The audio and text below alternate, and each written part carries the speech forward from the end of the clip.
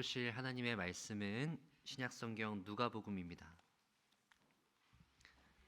누가복음 19장 1절부터 10절까지 있는 말씀 교독하겠습니다. 제가 가진 성경책 신약성경 128페이지입니다. 누가복음 19장 1절부터 10절까지 있는 말씀 교독하겠습니다. 제가 먼저 1절 읽겠습니다. 예수께서 여리고로 들어가 지나가시더라. 그가 예수께서 어떠한 사람인가 하여 보고자 하되 키가 작고 사람이 많아 할 수 없어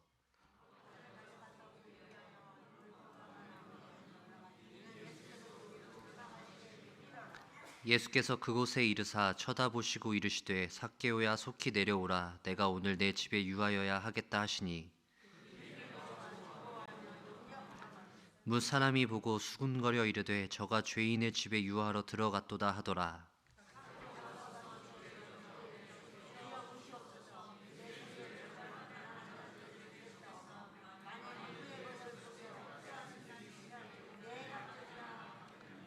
예수께서 이르시되 오늘 구원이 이 집에 이르렀으니 이 사람도 아브라함의 자손이미로다.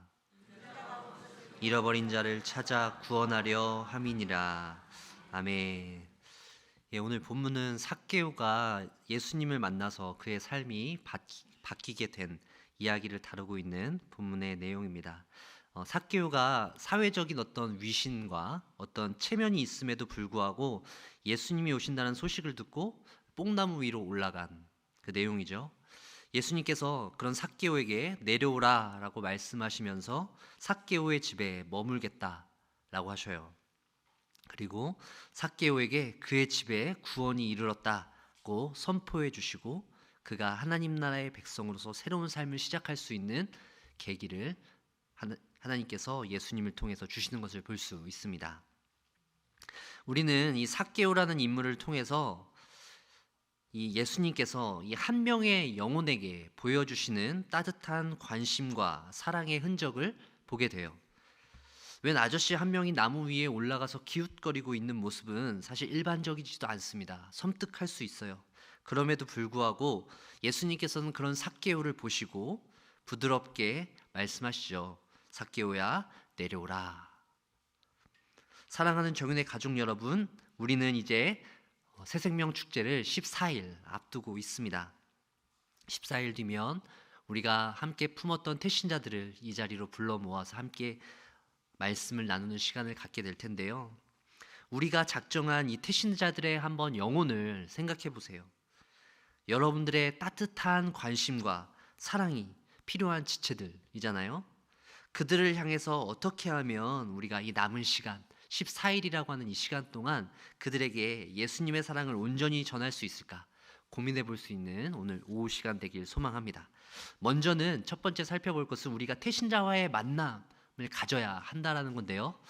이제 14일 남았기 때문에 가장 좋은 시기일 것 같아요. 저는 1차 작정한 태신자들이 이제 좀 상황이 어려워서 제가 교회로 초청하기가 어렵게 되었어요. 그래서 오늘 2차 작정이기 때문에 다시 한번 제가 품어야 될 태신자를 고민하다가 2명을 일단은 선정했거든요. 한 명은 최근에 이 하남으로 이사 온 제 중학교 때 친구가 있어요. 그래서 신앙생활은 했지만 여기서 교회를 아마 못 정하고 있고 그래서 좀 같이 식사도 하면서 저희 교회도 소개도 하고 좀 그날 같이 할 수 있도록 좀 얘기를 하려고 하고요. 그리고 또 한 명은 제가 그 장애인 복지관에서 잠시 근무를 했는데 군대를 안 가고 거기서 공익근무요원을 했는데요. 그때 같이 근무했던 사회복지사 선생님이 또 여기 하남에서 근무하고 계세요. 그래서 그분도 약속해서 그분도 좀 초청할 계획을 가지고 있습니다. 혹시 여러분의 태신자는 어떠신가요? 지금 열심히 연락하셔서 이제 초청하고 복음을 듣고 신앙생활 열심히 할 수 있도록 저희가 해야 되잖아요. 이 한 번의 만남을 갖기 위해서는 굉장히 많은 노력이 필요합니다. 바쁜 시간을 쪼개야 되고요. 약속을 잡아야 하고 그리고 우리가 그 사람들에게 어떠한 이야기를 해야 될지 막 고민하는 이런 노력들이 필요한 것이죠.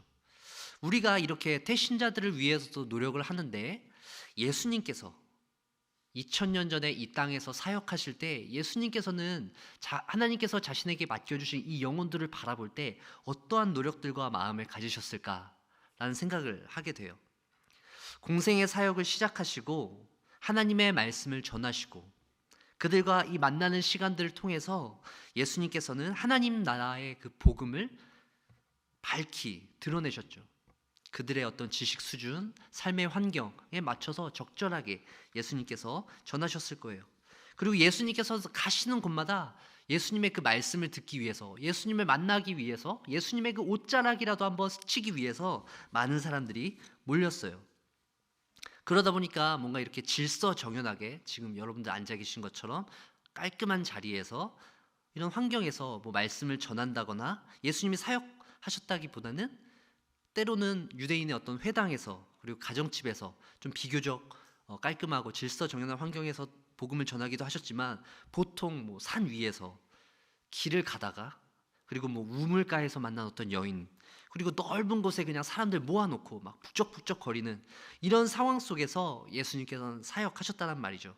때와 장소를 가리지 않으시고 영혼들에게 복음을 전하신 거예요. 삭개오를 만나실 때도 마찬가지죠. 삭개오와 예수님은 초면이었어요. 그리고 여리고의 성 안에서 마주치게 되는데요. 3절 말씀을 한번 보세요. 그가 예수께서 어떠한 사람인가 하여 보고자 하되 키가 작고 사람이 많아 할 수 없어.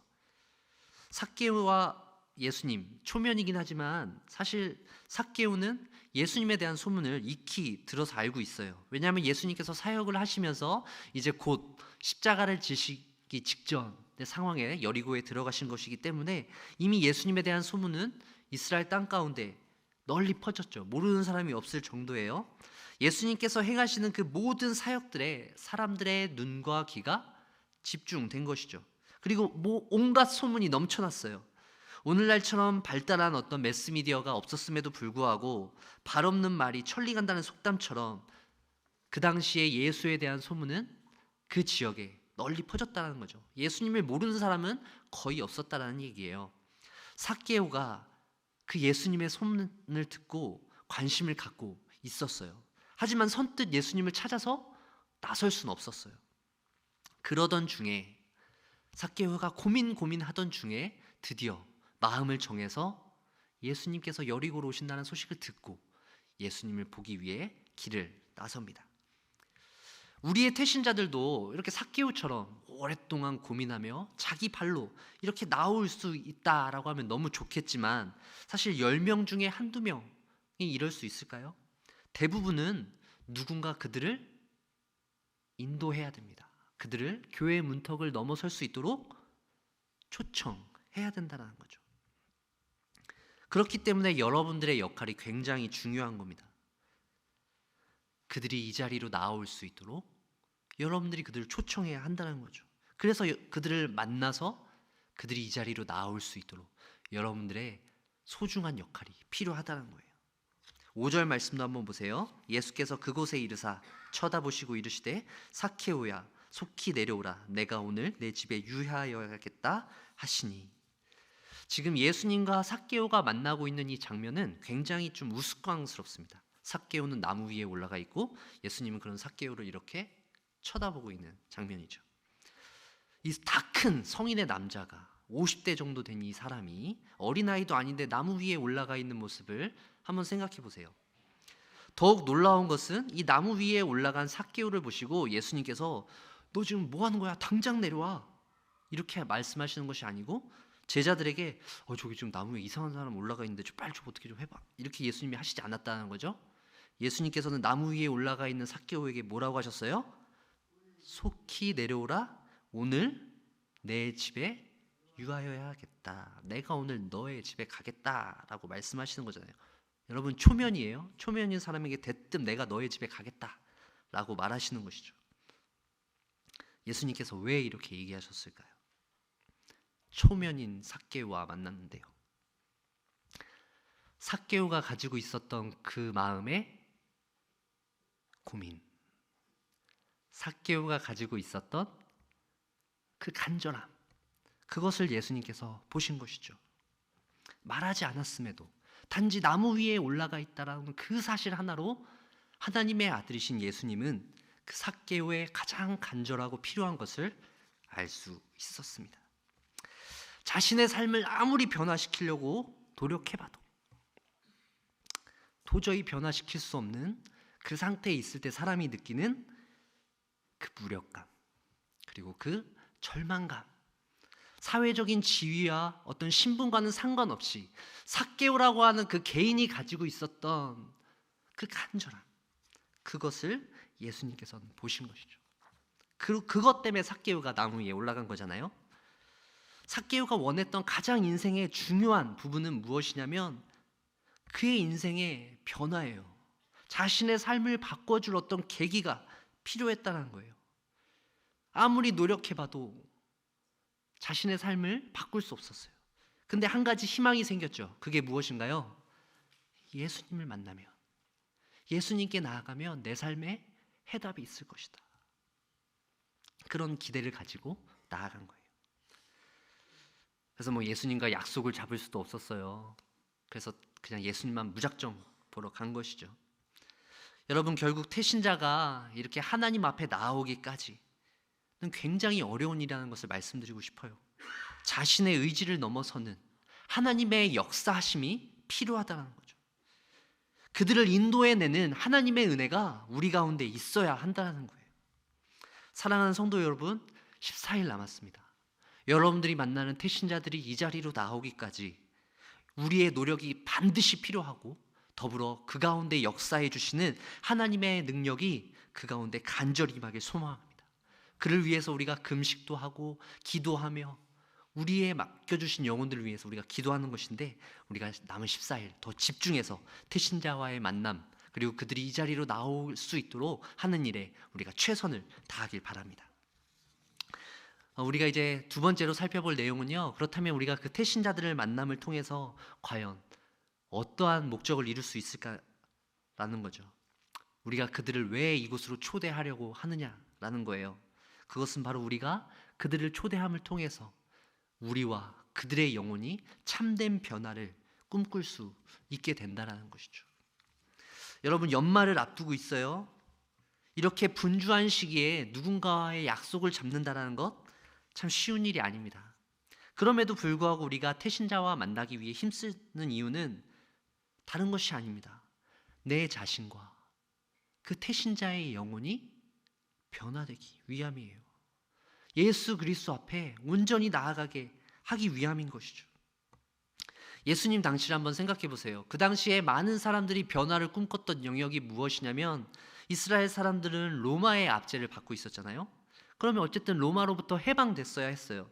그러니까 그들은 무력에 의존하기도 했고, 자신들 나름대로 이 로마로부터 어떻게 하면 해방될 수 있을지 노력했을 거란 말이에요. 우리나라도 마찬가지잖아요. 일제 치하에서 어떻게 하면 나라의 독립을 위해서 우리가 힘쓸 수 있을까? 각자 자기가 옳다라고 생각하는 방법에 따라서 자기가 할 수 있는 영역에서 최선을 다했다라는 말이죠. 이렇게 어떤 국가가 변화하기 위해서도 수많은 수고와 노력이 필요하듯이, 한 사람이 변하고 한 가정이 변하고 사회가 변하고 교회가 변한다라는 것, 이 많은 사람들이 모인 공동체가 변화라는 것, 이게 과연 있을 수 있는 일인가? 쉬운 일인가? 라는 것 생각해 봐야 된다는 거죠. 목사님, 사람 참 쉽게 변하지 않습니다 라는 생각을 하실 수도 있어요.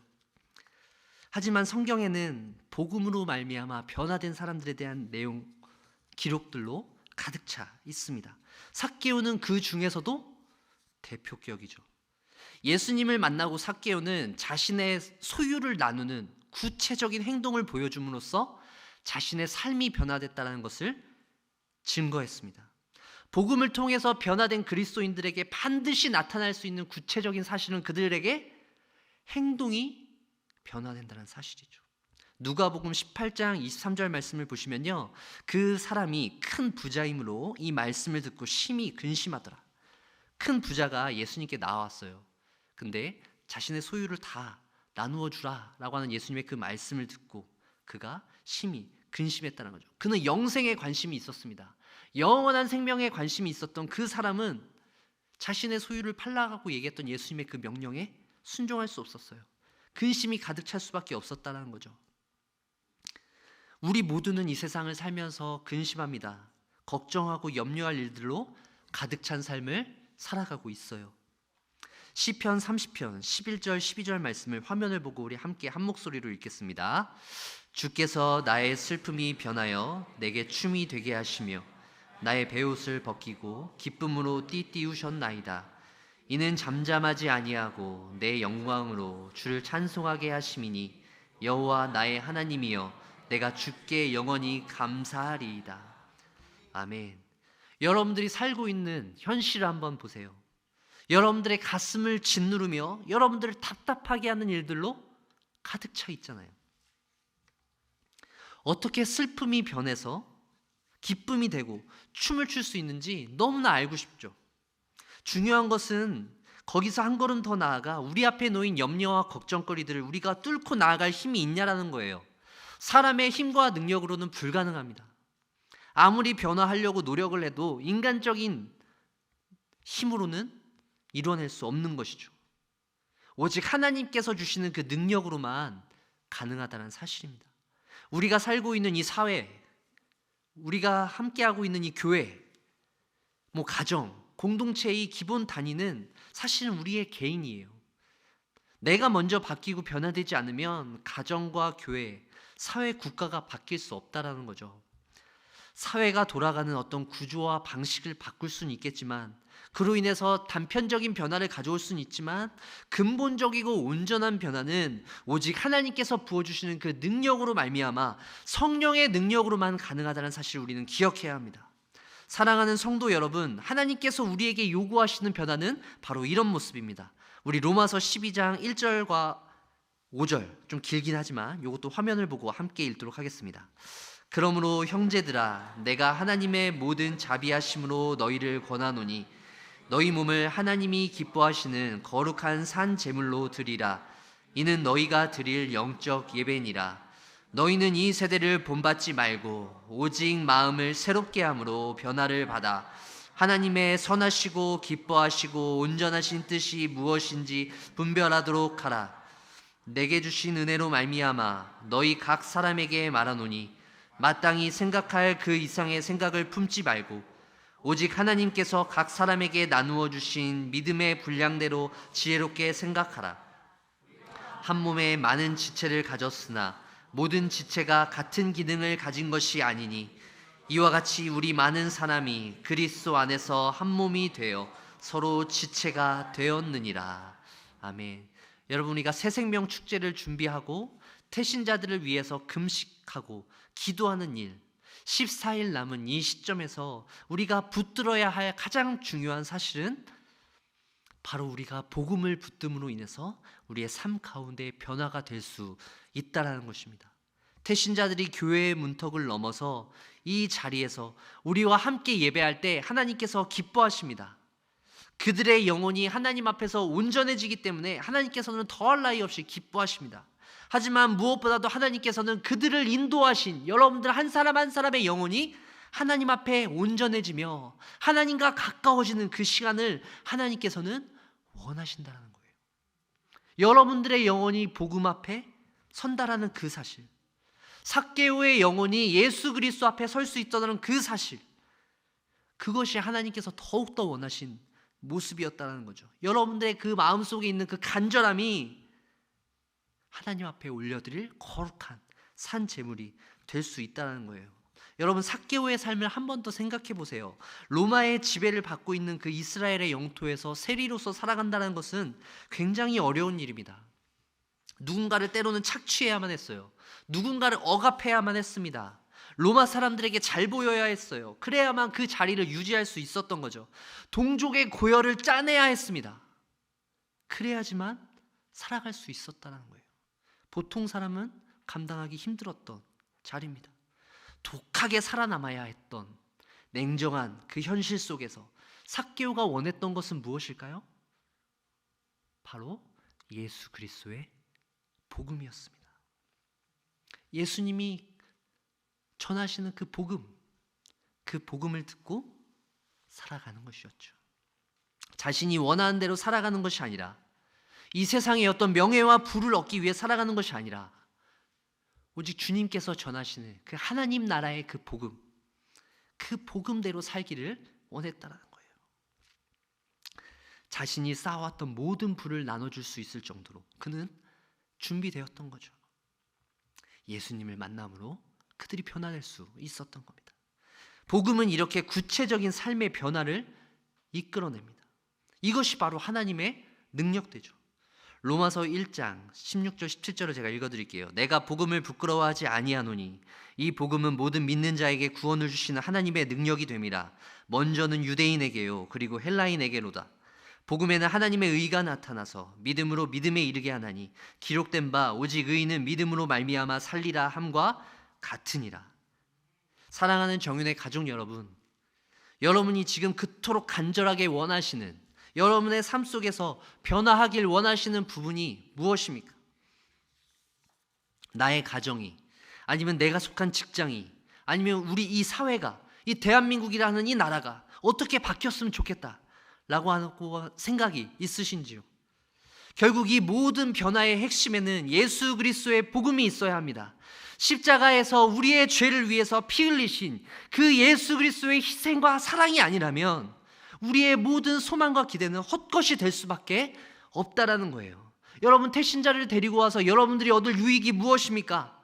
그 시간들을 통하여서 우리가 기쁨을 누리는 것으로 그친다면 그것은 단순히 행사로서 그칠 수밖에 없다라는 것이죠. 우리의 사역이 될 수 있는 이유는 14일 뒤에 있을 새생명 축제는 바로 우리의 영혼이, 이 자리에 앉아있는 여러분들의 영혼이 하나님의 나라와 그 복음 앞에서 다시금 새로워질 수 있는 시간이 되어야 한다는 것입니다. 복음 앞에 서 있는 여러분들의 영혼을 비추어 보시고 14일 동안 깨어서 여러분들의 태신자들을 위해 기도하며 그들과 약속을 잡고 그들을 초청하기 위해 힘쓸 수 있는 저와 여러분들 되시길 바랍니다. 그로 말미암아 복음이 우리 삶 가운데 능력 있게 살아서 숨쉬며 움직이는 하나님의 능력이 이 복음 가운데, 우리의 삶 가운데 나타나길 바랍니다. 주일 그 시간을 통해서 주님 앞에 회심하는 그 영혼들, 또 그들의 영혼과 함께 기도하며 마음을 모아는 그 시간을 통하여서 우리가 다시 한번 주님 앞에 우리의 삶을 헌신하며 남은 한 해 잘 정리하고 새로운 한 해 계획하며 나아가실 수 있는 우리 사랑하는 정윤의 모든 가족들 되시길 주의 이름으로 간절히 축원합니다. 기도하겠습니다. 하나님 감사합니다.